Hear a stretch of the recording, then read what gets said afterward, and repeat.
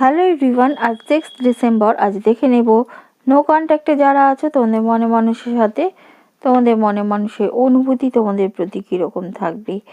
First card queen of wands, তোমাদের একটা bold, arrogant, একটা বিউটিফুল চার্মিং লেডির মতো তারা দেখবে, বা এরকম একটা তোমাদের আকর্ষণীয় রূপ তাদের পুনরায় হয়তো কোনো সোশ্যাল মিডিয়ায় দেখে টেখে এইটা তাদের আকর্ষিত করবে, মানে তোমাদের রূপটা তো তাদের আকর্ষিত করবে আগামী 24 ঘন্টায়।